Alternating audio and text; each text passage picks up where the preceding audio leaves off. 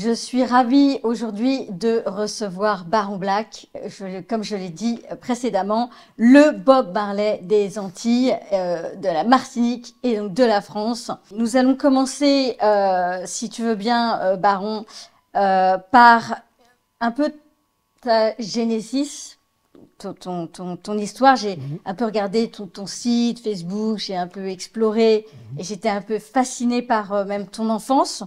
Tu as grandi, corrige-moi si j'ai tort, en Martinique. C'est ça. Soit dit en passant, que j'adore, que j'ai eu l'occasion de visiter et j'y ai séjourné en 92. Et tu as grandi en écoutant la musique reggae, que ta mère écoutait a priori, hein, et les tambours traditionnels de l'île que ton père aimait.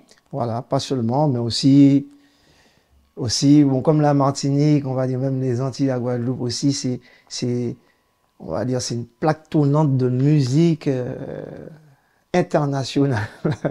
Donc là, on y retrouve un peu de tout. Mais bon, mes parents, ils avaient leurs préférences pour le reggae, ma mère surtout, et mon père pour la musique traditionnelle, le Croca, Belay, ma mère plutôt Belay. Voilà, je cite Eugène Mona, entre guillemets, qui est un pilier de la musique traditionnelle martiniquaise. Donc ça tournait sur les vinyles, sur les platines, voilà, le samedi soir, samedi matin jusqu'au soir. Mon père, il n'y avait pas moyen, c'était les vinyles qui tournaient sans cesse de musique traditionnelle, Gros Cas, Bel Air, et voilà, donc et finalement je les ai retenus sans même les apprendre, hein, voilà. Je peux même t'en chanter quelques-unes. À l'occasion, j'aimerais beaucoup découvrir cet aspect plus traditionnel. Et puisqu'on parle de ton enfance, on a une photo que j'ai trouvée donc sur ton site. Et est-ce que je peux te demander quel petit garçon tu étais? Ah, ben en regardant cette photo, déjà elle parle un peu. À l'époque, on m'avait sur cette photo, j'étais un peu le petit terrible. On m'avait surnommé le petit Débélès, qui voulait dire le petit fou.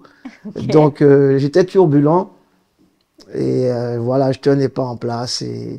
Mais quand même très respectueux et voilà, j'aimais le foot. Je donnais tout pour aller jouer au foot, je pouvais sécher les cours. Okay. Voilà, donc cette photo, c'est pas mal de souvenirs aussi. Ça me rappelle quand j'étais à la maternelle et il fallait poser son goûter dans le panier. Ouais. Et à la récréation, on venait chercher son goûter. Ouais. Tu avais plutôt l'air d'un petit ange, hein, en fait, donc je découvre voilà, que tu étais turbulent, en fait. C'est ça. Et des fois, quand il n'y avait pas le goûter, quand on n'avait pas le goûter, il y avait certains qui n'avaient pas le goûter, eh ben, il fallait se dépêcher pour aller prendre quelque chose dans le panier, quoi. Okay. C'était comme ça. Je vois que, de ce que j'ai vu après, de ce que j'ai compris sur ton site Facebook, tu es venu après vivre à Paris dans les années 90. Tu parlais de platine et justement j'ai trouvé cette photo où on voit reggae écrit en gros. Donc je voulais te demander ces influences, le fait de devenir musicien, ça t'est venu comment? Est-ce que tu peux nous en dire un petit peu plus sur ton parcours? Eh ben bon, je pense que la musique, j'ai ça en moi depuis mon enfance.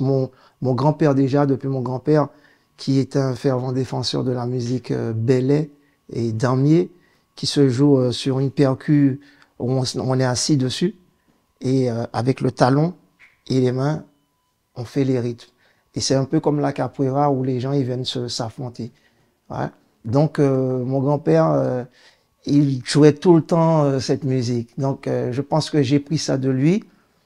Et ensuite, avec mes parents, bon, ma mère, elle, c'est la poésie. Elle récitait tout le temps pour nous. Donc, je pense que j'ai capté un peu des deux. Et j'ai fusionné de la poésie de ma mère et des percussions de mon grand-père.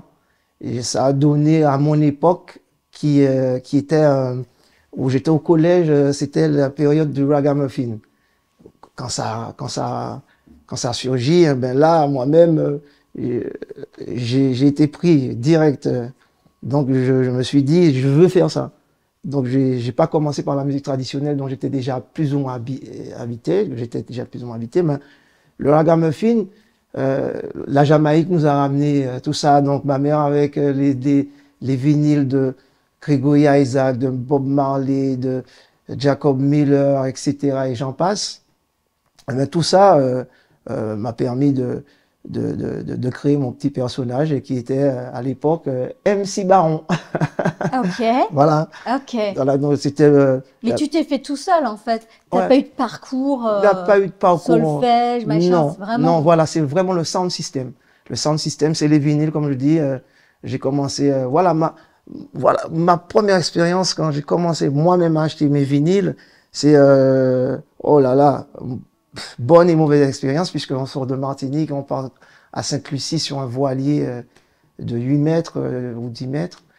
Et moi j'ai le mal de mer, donc voilà, on arrive à Sainte-Lucie.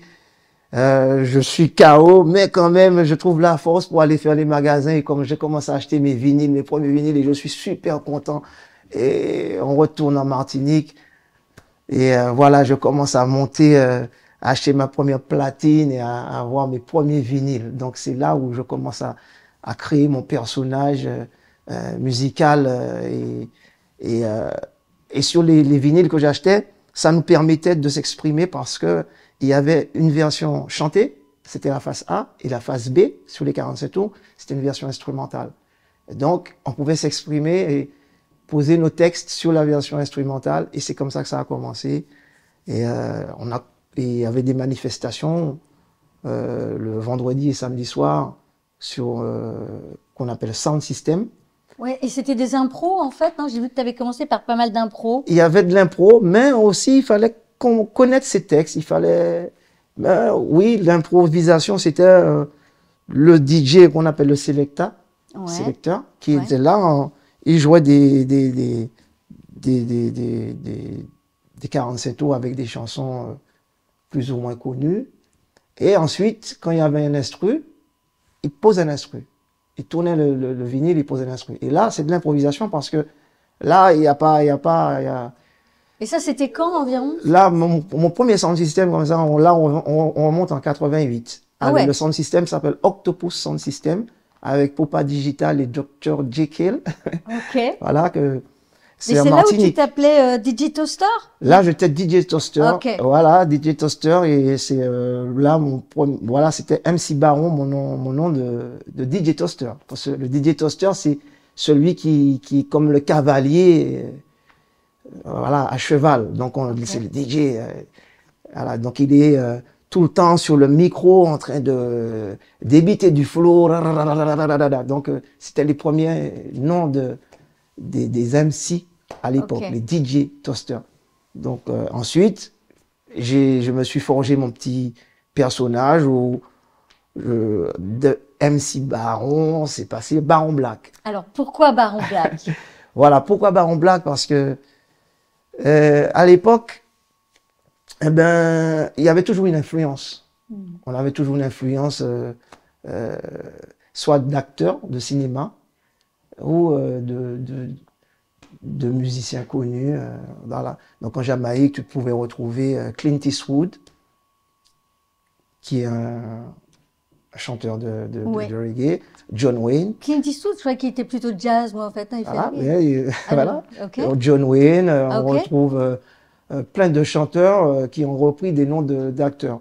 Et Ah oui, voilà. Et ma première influence, c'était le baron Pantafresh, qui était aussi un DJ toaster de la Martinique, qui m'a influencé un peu. Alors là, de ça, je me suis dit, voilà, MC Baron Pantafresh, j'aime la musique traditionnelle, etc. Bon, ok, c'est du roots. Voilà, je forme mon personnage de MC Baron, je passe à Baron Black. Et là, je me dis que c'est pas une couleur de peau, c'est une fusion de toutes les musiques que Est-ce j'ai que pu c'est un écouter. manifeste un peu pour toi aussi? Oui, c'est un manifeste. Et là, je me dis que, voilà, ça c'est le personnage que je crée de Ralph Davis, tu vois, parce que, comme je t'ai expliqué, dans le reggae, dans le ragamuffin, on crée un personnage, voilà, et on vient s'exprimer sur la scène, et voilà, et si on est bon, voilà, on retient son nom. Alors j'avais lu, mais corrige-moi si c'est une erreur, que c'était aussi un peu en référence à Aimé Césaire. Aimé Césaire. Ouais. Oui, c'est aussi référence à Aimé Césaire qui nous parle aussi de comment passer de d'une colonie à un département d'outre-mer. Voilà, donc il y a tout ça qui fait que il faut prendre conscience, il faut comprendre voilà, la Martinique est dépendante de la France, mais il faut quand même s'émanciper. Elle a son identité propre, Elle a son identité forte, propre et ouais, forte, ouais. mais elle est dépendante de la France, elle est toujours sous la tutelle de la France. Et avec Aimé Césaire, on a aussi compris que, voilà, on a notre identité, et c'est celle-là qu'il faut défendre. Et donc, Baron Black devient mon identité dans le reggae. J'ai vu que c'était un homme quand même, Aimé Césaire, c'était pas n'importe qui, un poète, dramaturge, essayiste, député, maire de Basse-Pointe, hein, Martinique. De Fort-de-France. Et pour moi, ça m'évoque aussi Léopold Sédar Senghor, donc je suis une grande fan. Bien Hein, sûr, mais ils étaient amis tous les deux. Donc. Ça m'étonne pas, des grands hommes, des grands artistes aussi. Alors en 2011, tu sors un album. Oui. Tradition Moine. Ouais. Tradition Moine. Ok. Est-ce que c'est ton premier album, celui-là? C'est le premier album solo, mais j'en avais déjà en duo et auparavant, quand je formais le duo Big Family. Ouais. Voilà, avec un chanteur de Martinique aussi qui s'appelle Calabash. Et bon, maintenant, chacun évolue en solo. Donc j'ai eu 2 albums avec lui.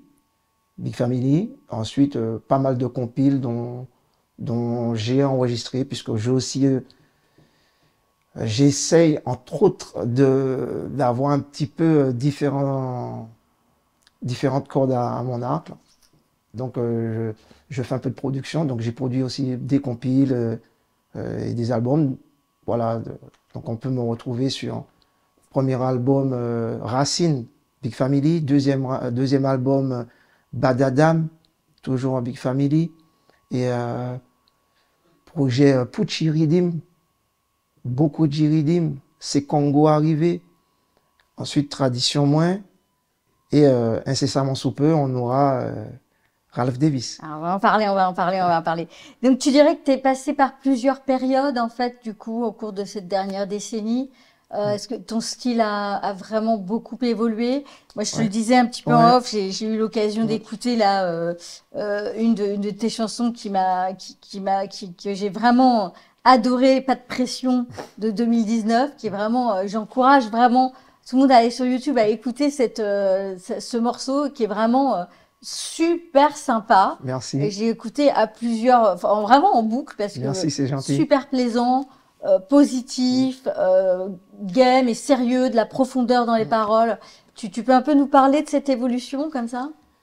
Eh ben, ouais, puisque durant mon parcours, je rencontre pas mal de musiciens et de chanteurs, de chanteuses aussi. Donc ça me donne de l'expérience, j'acquiers de l'expérience dans tout ça. Quand je suis en train d'enregistrer sur mon premier album, Tradition Moins, le morceau Mio, en duo avec Colo Barst, qui est-ce qui débarque au studio? C'est Roy Hargrove. Roy Hargrove qui est un trompettiste, paix à son âme, il est décédé, ça fait peut-être 3 ou 4 années. Trompettiste hors pair, qui débarque dans notre studio. Et voilà, et il commence à écouter, on était en train de mixer un titre, et là, comme c'est un trompettiste, il y avait du trombone sur le titre et du saxophone. Et là, il est en train d'écouter. Il a dit, oh, this part, I prefer in this part. Il dit, ah, ok. Je lui dis, eh ben, ça te dit pas de poser un petit truc il me dit, ouais, ça m'aurait plu, mais en fait, j'ai pas la trompette, mais en plus, je suis en tournée. Donc, si tu veux, viens à l'hôtel. Si vous montez un studio à l'hôtel, demain, on peut enregistrer le morceau. Alors, je dis, non, mais tu rigoles ou quoi? Alors, mon ingé, il a entendu ça. Il travaillait juste à côté de là où il avait l'hôtel. On a monté un studio mobile le lendemain. On a été dans son hôtel et il m'a enregistré. Il m'a détruit le titre. Il m'a resté des trompettes dans sa chambre d'hôtel. Et c'était une super expérience. Donc, voilà, sur mon parcours, je rencontre aussi Dédé Saint-Prix, Kali, Valérie Loury, qui d'autres, il y en a tellement. Et tout ça me permet de me dire que bon, voilà, j'ai ma couleur, mais aussi j'aime beaucoup bon, les gens là dont j'ai cité, j'aime beaucoup ce qu'ils font. Voilà. Et donc et quand tu écoutes la radio, tu vois, tu dis bon par rapport à ce que tu fais, tu te dis bon en fait, il y a pas vraiment, tu peux pas mettre cette musique dans quelconque catégorie. Tu vois. Donc je me dis, est-ce que je continue ou pas? Voilà, quand je fais tradition, moi je suis un peu dans ça. Et voilà, et je dis, voilà, on y va. Et puis bon, voilà, je fais le premier titre, j'enregistre le premier titre, qui est Mamoué. Mamoué, c'est le premier titre. C'était même pas destiné à être sur un album, puisque j'étais en tournée, à ce moment j'étais en République tchèque. Et là, il y a mon frère qui m'appelle, il me dit, maman est tombée malade, tout ça, tu vois. Et j'avais une flûte à la main.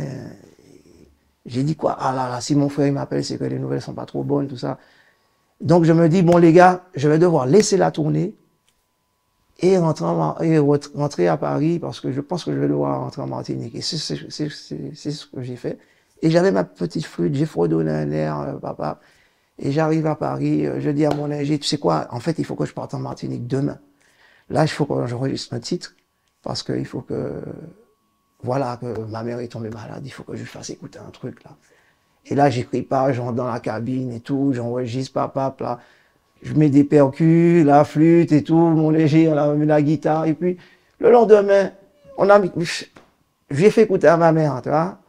Et c'est ça qui m'a un peu déclenché, tu vois. À ce moment-là, j'arrive là-bas au pays, je me dis, je lui fais écouter, voilà, elle écoute, et puis okay, voilà, je vois une larme qui sort de ses yeux. À ce moment, je me dis, ok, d'accord, j'ai compris un truc. Voilà, c'était un message pour qu'elle revienne, tu vois. Mais bon, elle est passée de l'autre côté. Et à ce moment-là, je me dis, ouais, ok, d'accord. Je fais un clip sur ce morceau. Et puis, voilà, je mets ça sur Internet comme ça. Et puis, voilà, je vois les gens, ils me disent, eh ben, on veut t'entendre comme ça, on veut t'entendre comme ça. Et de là, je me dis, ok, je fais un premier titre. Comme c'était pas destiné à être sur un album. Donc, je me dis, j'enregistre un deuxième titre comme ça, du même style, un peu acoustique. Ouais. Voilà. Et c'est là que je me dis, ok, 2 titres, on peut pas commercialiser ça. On y va, on fait un 3e, on fait un 4e, et là, je fais 15 titres. J'enregistre, je me dis, c'est un hommage à ma mère. Tu vois? Et c'est ça qui déclenche, en fait, cette musique en moi, qui est acoustique, que j'avais déjà en moi tout le temps, mais qui n'était pas révélée. À ce moment-là,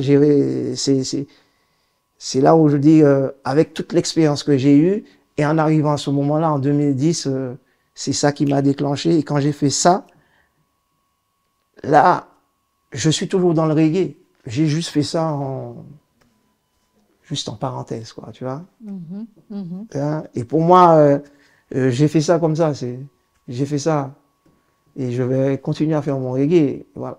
Et voilà, je vois que ça me colle à la peau. Et plus je continue à faire mon reggae. D'ailleurs, j'ai fait un nouvel album reggae qui est déjà prêt aussi. Ok, ok. Voilà. Et qui sort quand? Cet album reggae, il sortira après l'album qui doit sortir en mars. Alors justement, Davis. Voilà. donc les nouveautés. Voilà. Donc Bar en Black sort un album qui s'appelle Ralph Davis. C'est ça. Ok, qui sort fin mars. Fin mars. Et donc là, on est sur reggae ou on est sur quel Là, on est sur justement, c'est pour ça que j'ai un peu insisté sur ça. Ouais. Justement, pourquoi? Parce que c'est ça qui m'a permis d'arriver à là. Là, cet album, Ralph Davis, c'est un peu la fusion de mon reggae et de la musique traditionnelle que j'ai fusionné. C'est pas, je veux pas dire que j'ai fusionné, c'est quelque chose qui, on va retrouver des influences d'un peu de reggae, des influences de musique traditionnelle. On peut, je dirais qu'on va dire que ça se prête plutôt à de la world music, quoi. C'est ouais, world music, Caribbean. un peu à la croisée. C'est ça. Ok, super, ouais, voilà. Et tu pourrais justement nous partager avec nous peut-être un peu en live comme ça quelques Eh ben, pourquoi morceaux, pas. quelques paroles. Eh ben, on dit qu'est-ce qu'on pourrait dire? Mon unité devra être illimitée.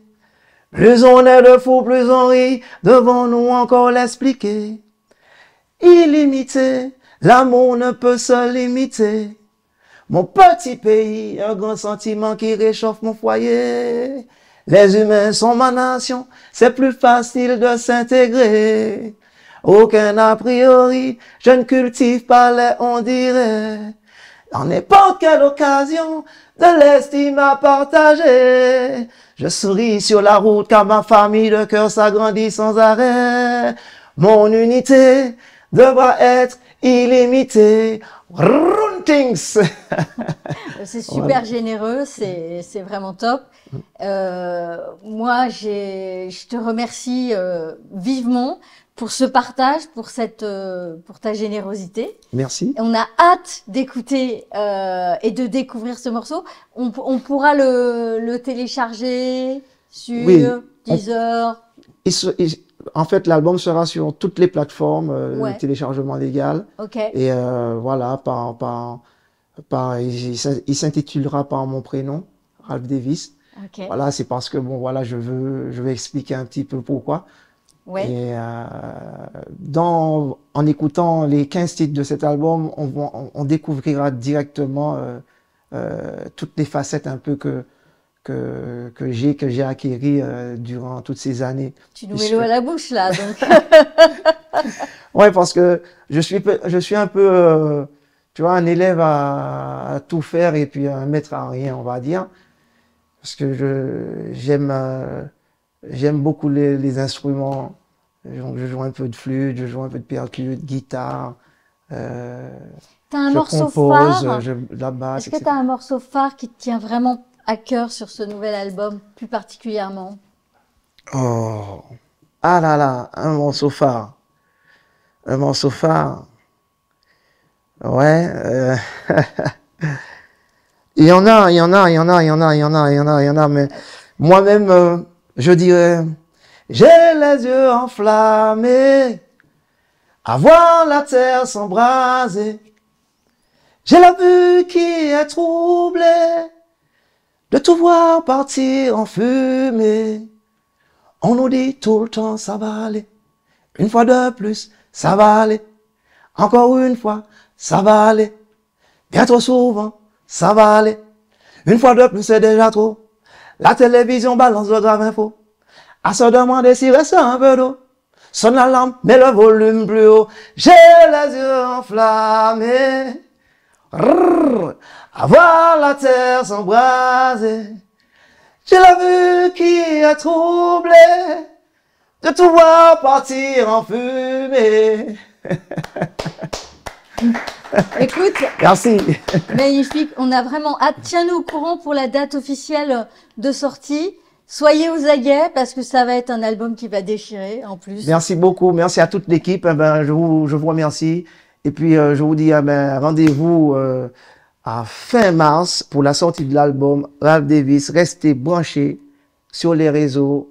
On peut me suivre sur Baron Black Music, Facebook, etc. Big up à toute l'équipe. Run things. Bra, bra, bra. Eh ben donc, tu as conclu l'émission. Merci à Toukam, à Jean-Sébastien Rouchet, à Cyril Bartholomé pour la production et la réal. Et je vous dis à très vite, à très bientôt. Baron Black, Raph Davis, super contente de t'avoir plus connu aujourd'hui. Merci beaucoup. Enchanté. Moi, c'est de même. Bye. Ciao. Ciao.